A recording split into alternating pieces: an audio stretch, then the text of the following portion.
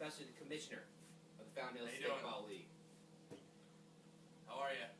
Welcome to our first podcast. Thank you. And we're going to introduce now our guest for the day. He is Alex Specht. Some awards and tributes that he has. He was all-league selection in 2012. Former all-area baseball player. Go ahead. He hit 520, had 15 RBIs. Did miss a few games, but is here, and we'll get on that later. Here he is, folks. Alex Specht. How's it going, Alex? How's it going? Thanks for coming. Nice to see you. So Alex, great to have you here. It feels great to be here. It really Good. does. How do you feel about being the first guest here on Fountain Hill Stickball Podcast? I really do appreciate it. You know, I was nervous coming on the show, but now that I'm here, I'm excited. You know, I got two of my good friends here, especially the commissioner and MVP from last year, Nick Johnson. So Thank you. it feels good to be here. And you know, let me say something. I'm nervous myself, and I'm sure my co-host is too. All right, well, let's get into some news and updates regarding the Fountain Hill Stickball League. This is our second year. Ryan, why don't you tell us a little bit about that? All right. Well, first of all, this is our first recording, so it might be a little not high quality, but we're going to work on it, and it's just a starting effort to get some sports videos and multimedia going on the website. Some important updates really are the updates on the website. We were able to make it more user-friendly and interactive and easy for our supporters to use online. And I heard there was a spring training today that obviously I was a part of, Alex was a part of, and of course Ryan was a part of. We were on the same team, he was on the other team. Why don't you tell us a little bit about that spring training game today? Who did you see that that caught your eye on the field? It was a good turnout, first and foremost. It was good to see everybody out for spring. Beautiful Sunday today. So it was great to see everybody out and playing stickball. But who did I see that impressed me? Nobody really. There wasn't too much great stuff going on, but Tony played well defensively, I think. He did play a good shortstop. You know, it was nice to get some of the people that aren't regulars and weren't some of the founding fathers of this league, and to get some other people out there for when the draft comes in and the combine and whatnot. You know, it'll be good to see these other people coming in and playing. But Tony did play a good shortstop today. You know, he showed good hands, he showed good poise, and he made some pretty nice plays out there. And I'm sorry to interrupt here, but one person that I saw caught my eye, he's actually very similar to a player that's on our team for the Cucumbas this past year. His name is Justice Freeman. His name's actually Wyatt Jones that played the spring training game. Oh, yeah, he had some nice swing. You know, he looked like he had some brute power on the plate. You know, his fielding, I'm not too sure. I didn't really see too great things out there. He was playing right. He's a young talent, though, nonetheless. He's a young talent. I just want to say something here. He's one of those guys that's, you know, low risk, high reward. Okay, you put him in at second base or right field, he's not going to be that much of a defensive struggle for the most part, because how often does the ball get hit to right field? But you put him at the plate, you know, that's where you get the high reward. You get the hits, you get the power. You know, he has some good speed on the base pass as well, playing football for Liberty. So, you know, point well taken. But mind you, the championship play last year to win the championship game was a fly ball to right field. So it does come in handy. It's always good to have defense out there. I understand your perspective for offensive, and he's not a bad pick. It depends where you get him, I think. That's true. That's true. That's a great point. And so those were the good players that we all saw today in the spring training game. Now let's talk about the bad. There were a few bad plays that we pointed out ourselves, and I'm sure some could agree, some may not agree. Who did you see on the field that didn't, you know, maybe play as good as they can, or just, you know, just flat out play bad? Personally, I know I wasn't able to share a team with him today, but I think Andrew Krause in center field, that might not be his best position. I think he's a great player, don't get me wrong. I think he brings value to a team, but playing center field is probably not where you're going to be seeing him on a team this coming summer. You know, he had said so himself. I think that there was 4 outs that he could have made that just really, he just messed up. And, you know, it is what it is. He played well on offense. He did good. It was a good offensive showing again as we go back to the Wyatt Jones selection. But, you know, defense, as you said, is important in this game. And, you know, that's where he was kind of lacking. Yeah, I agree. I mean, I think everyone looked a little sluggish. It was the first game of the spring, so we'll tend to cut everybody a break. You know, the more we get into the season in the summer, the better people will start playing on the defense side of the ball. Offense, a lot of that's natural, but we'll see better play as we go along. And like you said, of course, the championship game, they lost some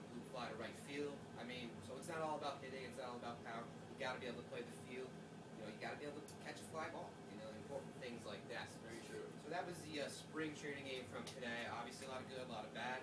We're going to dive right into some, general news, general updates about the league. Some basic structure for the league this year. We're still having the 4 teams from last year, all 4 same captains. However, we're adding 2 roster spots to every team. This hopefully will solve the problem we had last year of certain teams not having enough guys to field the I roster. say something. Obviously, the guys didn't show up to some of the games. Do you think that's more of a team issue, and you got to pick the right people who you think are going to show up, or is that you think you really need to add more people? That's my opinion. I think it's more of a general issue. I mean, people are busy. There's things going on in the summer. We have Liberty athletes on our team. High school sports.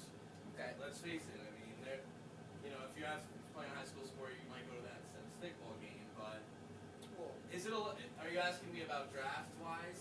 Should you look at that when you're drafting? Exactly. I'm saying, are you going to draft a kid who plays football for the league, and you got to take into account talent, and if you're going to be there, because that's just part of the game. They have the schedule beforehand. Yeah. So what's really the? Yeah. So I mean, I think you gotta look at it. But let me say something. That was a big issue with the Cucumbers, obviously. I'm a member of that team, and that could have cost some big games, a championship game. A team like the Monarchs, their players, I don't think besides their pitcher. Yeah, we had the best turnout every game. We never fielded less than 9 guys the whole season. So the whole season. That's something you got to take out of it. I'm not saying that my captain didn't take that into account because he had no idea who was playing football. And I think that's also part of the player. They gotta let the captain know if they're gonna be there, if they play football, etc. Well, let's delve back into some just general structure of the league. So 13 guy rosters compared to 11 last year. We're trying to expand our schedule. Last year it was a 9-game schedule. We ended up only playing 8 games due to vacations and other things. People weren't around. So we're gonna try to expand this schedule a little bit. Go from 8 from last year to 12 to 16. There's room to maneuver there, but we're trying to get 12 to 16. We think that adding games will help as far as being able to see who the great stickball players are and separate. That's right. Can I just mention something on that? Of course, you are our guest. Appreciate that. I'm just gonna say, with 8 games, you look back on it and you think to yourself, every game matters, which is a good thing. I don't mind that. I like that every game matters. But when you push it to about 12 to 16 games, there is a little bit of leeway. You do give yourself some room for error, and which is totally needed in the beginning of the season, for sure. As we saw in spring training today, we were all a little bit rusty. So adding those extra 4, to 10 games, or 4 to 8, or 4 to 10, whatever it is, that's going to give us some time to get that rust out and get back into the groove. Yeah, I agree. I mean, say any better. But the thing is on that, the fewer amount of games you have played, though, that does make the players work harder, in my opinion, because every game matters. And that's something you may not see in the 2013 season. You got to keep that into account. I mean, look at I don't like to do this, but compared to the Miami Heat last year, when they had a short season, they seemed to, work harder, but Well, that's just something. But that's also with the NHL this year. They have a shortened season, so you see some teams that are good that might be lacking because of the beginning of the season and trying to get everything started, new players and whatnot. I think regardless of whether it makes it more important, every game is the same importance. There's still going to be high level of competition, and this only ensures that the best teams are getting into that playoff series. It's necessary to have more than 8 games in a stickball summer. I think we mentioned before how we didn't have most of last summer. We had good turnout. There were a couple games they only had 6, 7 guys, but for the most part, it was pretty fair. And So I think moving forward, this is the right move. Yeah, and I think. Okay. I do agree. I do agree with that. All right. More league news. Go ahead. I was just gonna dive into not about the news, but some opinionated things. Thoughts on other situations going on in the league. So this year we're doing a 5-player keeper. Well, that's tentative at the moment. Yes. So why don't you explain a little bit about that?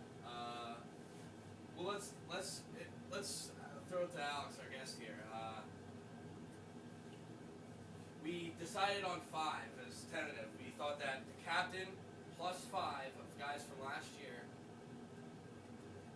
he was able to choose the 5 guys. They had a player option if they wanted to stay with their former captain and their former team or re-enter the draft. For sure. What do you think about that? What are some suggestions? I mean, we can fine-tune that to make it more fair for everybody, but give us your opinion on that. Well, I think this is good. I think having a 5-player keeper is good. You're going to keep most of your team that, a nice structure of your team. You get to see who's loyal. You get to see who is willing to work for your captain. Mm-hmm. And again, that's going to be your top 5, 6 people in your team. And then you fill in some of the people that are just supplement. They get in there, they can play a position, they can play, taking a bat here or there. Mm-hmm. And I like it. And there was an issue regarding if that player leaves, you can form like a dominant team. Say I didn't want to play, you could come this next year or went to another team. If you knew that it was getting the first pick in the draft. Exactly. It's totally understandable. I see where you're going with that, and I do agree that team can have the idea of that. Okay, this person's going back in. That's obviously going to be my first pick. But as you can see last year with the Toon Squad, we felt we had a good team on paper, and it didn't work out for us. We ended up 3-5. So just because you have a good team on paper doesn't mean that you're going to be in that final championship series. It's all how the team performs, who shows up, and go on from there. Let me tell you something. If you're a fan of a team and you look at your team on paper, you're gonna probably think you're gonna win each year. I mean, That's true. I know a lot of Eagles fans that do. Yeah. I mean, come Well, on. as of right now, the move is towards we're going to be doing some form of a keeper league. So whether it's 5, 4, it's still up in the air. We're working on it, but we know that it's going to be a keeper league. Can I just give a suggestion? As my personal opinion, I say what we do is, it's got to be a minimum of 4. You got to have a solid base of a team to start with. Minimum of 4 keeper. 5 is your max. Okay. Leave it at that. If you have to go, I think that's fair. I mean, we'll have to discuss it with the other captains and the other league members and see what everybody thinks, what a consensus is. Absolutely. But that will definitely be brought to everyone's attention that we're working on. Well, of course, you be the commissioner. You do have the final say. So let's dive right into it. If we were to do a 5-player keeper, being that you play for the Toon Squad, who would you predict that would stay for Jack and the Toon Squad? It's funny that you asked that because today I actually did have a discussion on the phone with my manager, Zach Regolo, with me being from what I take in the assistant manager role. We did discuss some players. Breaking news, folks. That was breaking news. Can we get that again? Why don't you let the audience know what you said, in case they missed it? We don't have the technology for that. So, Okay, go ahead. Discussing keepers with my manager today. Obviously, with me being all league, he had stated that I was going to be one that was staying with the team. And also Kyle Lachlan, our third baseman, who led our team in home runs, I believe, with 3 last year. Me and him are probably going to be the top 2 keepers. Wow. There was discussion about Jake Conklin. We weren't sure if he was going to be staying in the league this year, but I did take that back today. I got. He will be in the league. I got confirmation from the commissioner as of today. He will be in the league. And you always got to look at Brad Vangelli and Nick Petro. I mean, they did play on Salisbury's team, and they weren't unfortunately able to make as many games as we wanted them to last year. So you got to take back, what you said about, are you going to draft your team based on who's going to show up or what kind of skills that's what I they're was going to saying. produce? Exactly. So we got to look back on that. But we have a solid 3 to 4 people. We have Zach, as our manager. We have Kyle Lachlan, myself, who I can always bring something to the table. And like I said, Lachlan can hit a home run at any time. You never really know. He can drop bombs. Also, Josh Knight, actually, who led our team in hits with 23. He's a lock. He's a lock. He had the highest average on our team. Okay. Might have the highest average in the league. I'm not quite sure on that, but it was up there That is correct. with 622 and 23 hits. And let me we'll touch on that a little later regarding him. But I just do have a comment. So if regarding that would be the 5 that you would say. Do you agree with that or? Well, let's tally him up here. Alex, assistant manager. We got Zach. He's saying he's the captain. Yeah. Jake. Conklin. He had a good first first year. He had a good first year. But let's keep it in perspective. It's a first year, beginner's luck, possibly. Now, I'm not calling the guy out. You're gonna say sophomore slump. I'm not calling him out, but I'm saying he played so well last year, he may have set the level too high for himself. Now, I'm not saying he's a bad player. I think he's a really good player. He's a promising future. But can he live up to that batting average that he had last year, a 467? I mean, he showed up for every game. He was constant there at the catcher's plate. I saw him make some defensive plays at the catcher's plate that were great. All I'm saying is, you got Zach, yourself, Kyle Lockley, who drops bombs like we discussed, Josh, the best hitter in the league, and then two youngsters who were damn near won the state championship for Salisbury in baseball. So right there, 1, 2, 3, 4, 5, 6. You're gonna have to cut somebody good. Is the point I'm getting at. But again, this is where I go back to the who's gonna show up. Jake Conklin made it to every single game. I'll tell you what, that's a hell of a point. He made it to every game, and he was a little rusty in the beginning of the year and started to bring along as the year went on. So that's why, I'm not afraid of the sophomore slump with him. Right. I think that he's gonna take the end of last year and he's gonna carry that over this year. Whereas with Bray Evangeli and Nick Pat, you don't know what you're gonna get with them. You know you're gonna get good players when they come. But the question is, how often are they gonna make it? And that's not a knock on them. They just have prior engagements and prior arrangements with teams that unfortunately takes. And another player from your team last year. Sorry. Another player from their team last year, Darren Steeman. Now he's an athlete, plays basketball for Freedom High School. Now he's also dating your little sister. Now, are there some politics that come into play there? I mean, or you tell me. Okay, honestly, I like Darren. He's a good kid, and I've learned a lot about him in this past year with him dating my little sister. Good head on his shoulders. But when it comes down to it, I just don't know if he has what it takes to fill out a keeper. Yeah, we might pick him up in the draft again, but with the 167 batting average, he plays good defense. Don't get me wrong; he's a great defender, but you don't know what he's going to bring to the plate. Okay. Now, whoever picks him up though could be surprised. He's a young talent. He is very young. And He's he's very raw. I He's think- very raw. He has a lot to learn. But that's the thing. He has the talent. He has the athletic ability, and he has a good head on his shoulders. He's going to be loyal to whoever picks him. I know that. Okay. I think the thing is, when it comes to stickball, it's not so much about, if you're athletic, though, you gotta know the game, you gotta have the fundamentals, because those are the things that'll get you the win. I mean, if you look at the Sultans, they weren't, they didn't have that much athleticism, but they came together when they needed to, and they had the fundamentals to get the job done. This is true. As the other team did, they had the right head of mind. Now let's move on here. So we talked about the Toon Squad Level 5 player keeper league. What do you think? One player, Alex, to you, that will be a surprise to not be retained From the June squad? from Toon Squad. Yeah. Oh wow. Personally, you got to look back. Also, this is going to be another touching subject. Family to me, Eric Rao. Okay. Oh wow, I forgot about Ricky. Ricky Rao. Sorry, Rick. Being blood related. Okay, he was our pitcher, Wow. and he was a very important piece of our team last year. I can't sit here and tell you that he's going to be keeper or he's not. Okay, there's a lot to discuss with my manager. Wow. And crazy. Wait a second. Speaking of blood relatives, there's another kid, Yeah. Brian Redding, that plays for the wow. Toon Squad. You guys have some decisions to make. Wow, I didn't even think about that one. I think Thank you. sometimes maybe talent, is that out-track blood? I mean, what's going on with that? You guys have a talented squad. Looking at your roster here, I mean, We have a lot of loyalty here, and that's the thing. Like, do you want to break the trust and loyalty of somebody else, or do you want to go with something that you know? So, Brad Evangeli, Nick Pat, and Petro, yes, they are skillful players, but would you rather take people that you know are going to be faithful to your team than you know are going to be there? so okay. That's a very fair And point. let me state a big fact, about your team.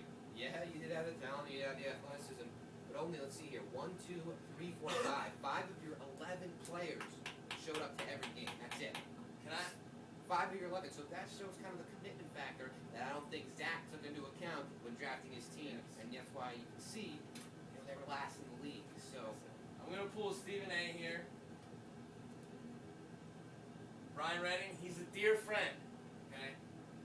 but if you pass up on Brad Vangelli and Nick Pat and Petro, just because they are less, they might not show up as much. Yes.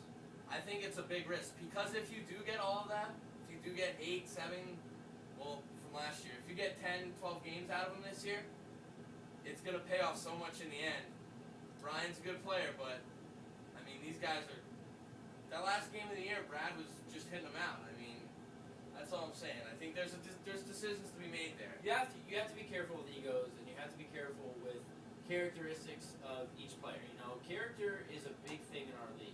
Yep. And we want to make sure that we're not breaking anybody's character and we're not, hitting anybody's ego.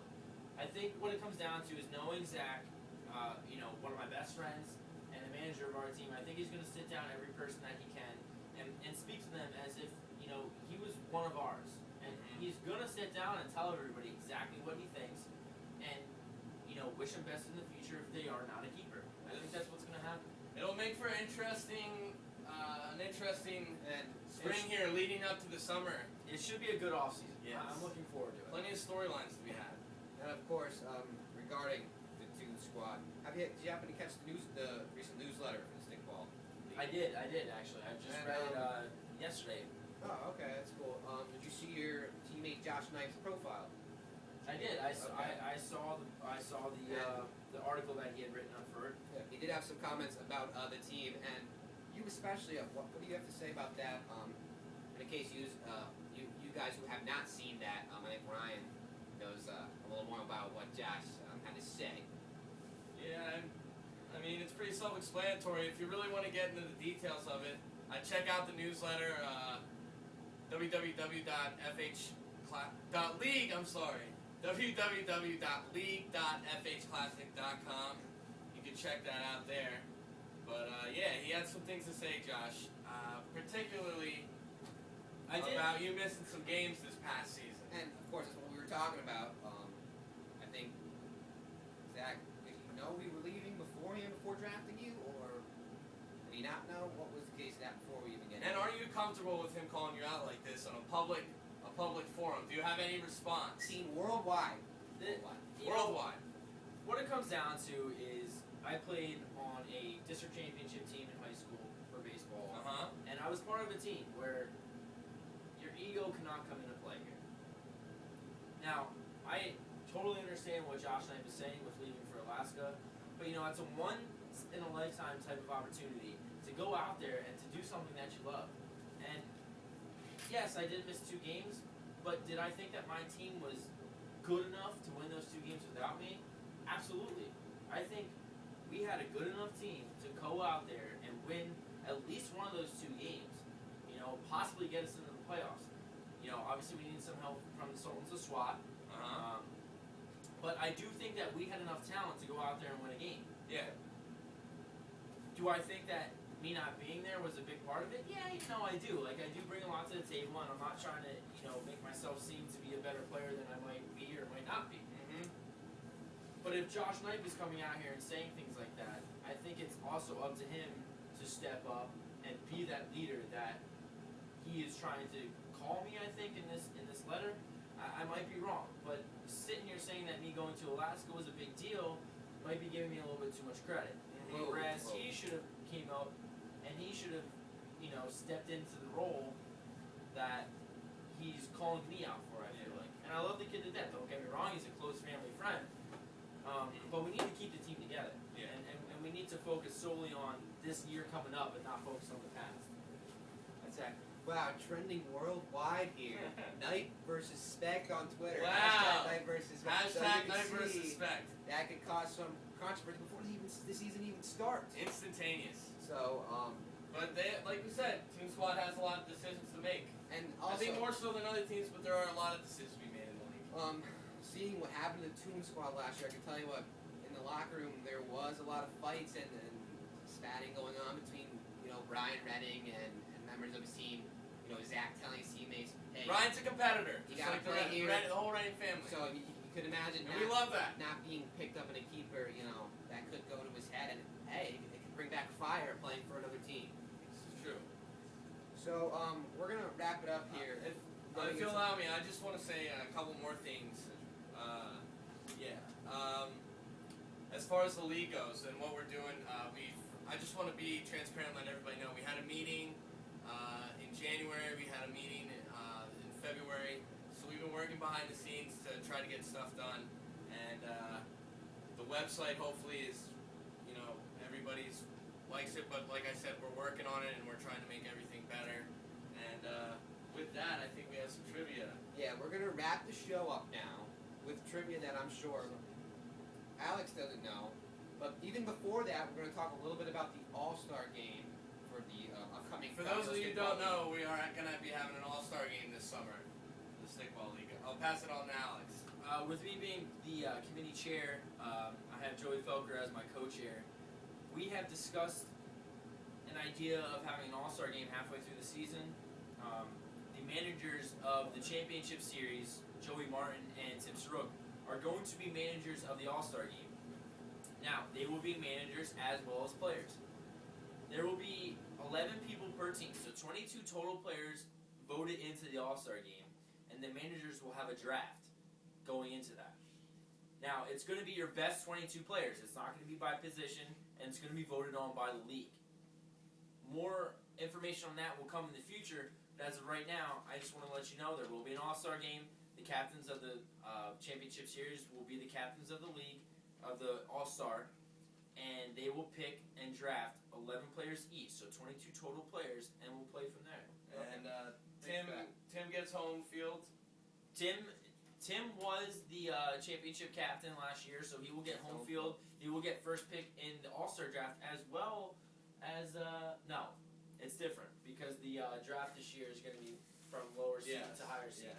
And So he will get first pick in the All-Star game draft. And we're also going to be having a home run derby at Holy Child this year. And we're working on numbers, probably 8 players, but from which team, we'll work on We that. haven't leveled that out yet, but that is definitely an important thing that we are discussing in league meetings and committee meetings as well. Yes. And I wanted to talk, sorry, I know we're supposed to be cutting out now, but I keep thinking of other stuff. You are the commissioner. I keep thinking of other stuff to say.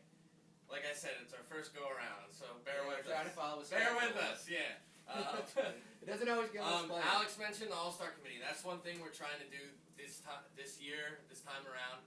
Trying to delegate a little bit, have some people do some of this, everybody help each other out. So Alex is going to be helping out with the All-Star Committee along with Joey Felker. I'm going to be working with Brian on the scheduling. Hopefully he doesn't have an internship somewhere other than Lehigh Valley.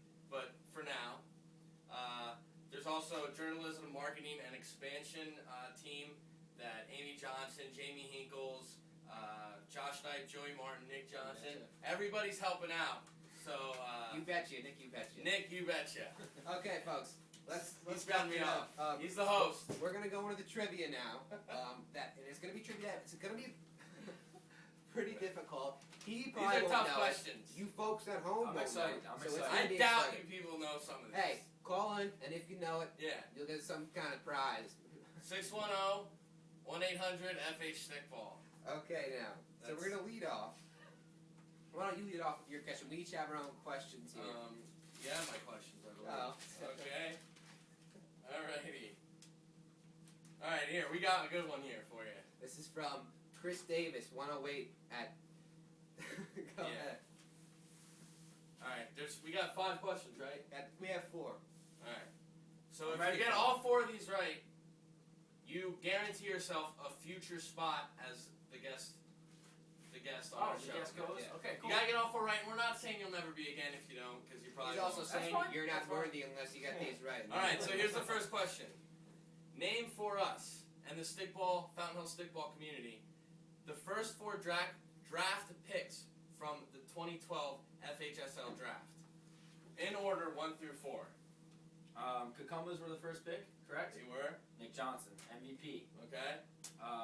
Number 2, Solon's a SWAT, I believe. Correct.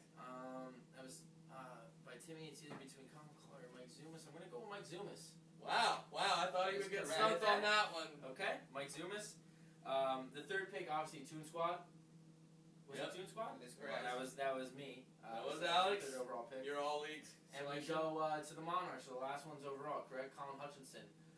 this was different because you would think that his brother would be the first pick, but I believe he got hurt, correct? So he was not involved in the Well, it draft. was only a year ago, so let's not. So I'm gonna say Praise Joey your memory Felker. too much. Was he the Wow. Joey Ding, ding, Felker? ding. Ding, ding, ding. So he's 1 for 1. One for one, folks. Ben. Hey, my mom could do that, right? Yeah. Let's move on to the second. Let's move to the second question. Okay, here. second Now, question. This is going to be very difficult. I'm sure nobody will get it. Maybe you'll get it, but Okay. you probably won't. Okay, who had the most triples in the FH Stickball League 2012? Now, there's 2 people and they're tied. There's 2 And people. I'll give you a hint here. So one is from the Cucumbas, Okay. and one is from the Sultans. Oh wow. Well, I was looking at the stats prior, and I do believe that I saw Jake Meese as one of them. That is correct. Wow. He had 2. He had Wow. 2. Sultan's a SWAT. I'm trying to think. Put speed and talent together. I'm gonna have to go with their first overall pick, Mike Zumas. Was he the second? That is correct, folks. Ladies and gentlemen, this is not set up for him to I win think these he's questions. cheating. He's looking off my paper. But he got that I right. promise you, I'm not. He cheating. was not told these questions I was not told. prior to filming. Okay, so I'm not Seriously, sure. he wasn't. If he's Wow. cheating, we don't know. 2 for 2, folks. Batting 500. All right. I believe that's. He's batting 1,000. All right. Commissioner, you're up. And he can't do bad. Who had the most strikeouts? And then 2012 FH Oh Stickball God, League. the most strikeouts. Who had the most strikeouts? Well, I know that Nick Johnson had 2, our MVP here, and he had 2 strikeouts, but I don't think that's the most. If he gets this right, it's rigged, folks. I believe there's somebody on my team. Was he on my team? Don't tell him. No. No, you can tell me if he was on my team. All right, now. We'll do this just because it's the first show. First and that show, is a no. folks. No, he was not on your team. Can I know what team he was on? No. No, but he was. We'll give on- you a 50-50 to a 50-50. We're going to cancel out your team. We're going to cancel out my team. All right, well, I already know it wasn't one of our teams, so that's not fair. You gotta give me a 50-50 on the remaining 2 teams. Okay, then it's now my team, and he wasn't on the Monarchs, his team. So he was either on the Monarchs or the Sultans of SWAT. He was on the Sultans of SWAT? Yes. What you're saying? Yes. Yeah, fine. After he badgered us till we get out. Holy smokes. Sultans of SWAT. Oh, wow. Was it Agent 63? Come on, ladies and gentlemen. Ah. It was Leo Rooney. Leo Rooney. Wow. With Okay. 4 strikeouts. 4 strikeouts, which I'll tell you, that's pretty damn good for an entire season. Cause Yeah, 4 strikeouts. no offense, Especially- I'm pretty sure Bates struck out 4 times in one game at the Classic. I think he did. Sorry, he did, Bates. but we're not going to Call talk me out. about that. We like Whoa. it. We won't discuss He's a that. dear friend of the program. Whoa. All right. It's okay. And You the know, last we'll give you the question. 4th question. Yeah, give it to me Give it anyways. to you I anyway. want to answer. There'll be some other prize. Okay. Now this is going to go off the Fountain Hill Stickball League a little bit and go into the Fountain Hill Stickball Classic because we also are big supporters of that too. Absolutely, 100%. Okay. So this is Okay. I wouldn't say too difficult, but since you already got the last question wrong, we'll just throw it in here. Yeah. Okay. Who was the champions of each Fountain Hill Stickball Classic in order? Oh, wow. Well, the first year, we went with the old timers. They were obviously, it was the first year we went back to them. The second year, I do believe that our own Fountain Hill. What color were We were the burnt orange. That's we, correct. We wore the burnt The orange. Hillers, folks. The Hillers. We took the second. The The second 2010. season. Yep. 2010 2010. champs. And then Josh Knipe and Justin Knipe's team won back-to-back championships the past 2 years. What was their name? The Labuda New Hope Homies. The Labuda New Hope Homies. Wow. So Your stickball IQ is through the roof. I my just friend. stay on it. I try Through and the stay on roof. it. I try and stay on You it. ain't got 100 though, folks. So Yeah. that'll be maybe coming along on our other shows. Yes. That I hope you guys continue to tune into. Whenever we have them, which we're not too sure about yet. All right. Another well, thing, Facebook us, tweet us, let us know who you think should be our next guest on Commissioner. Nick Johnson's podcast. Commissioner, what's our Facebook name? FH Stickball League.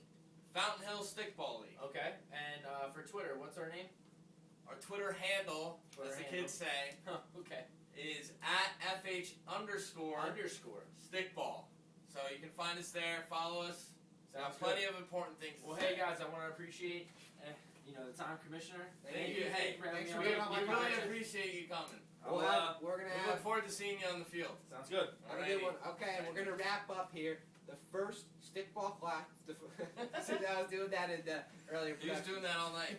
The first stickball podcast. Thanks so much for joining me. Come on next time.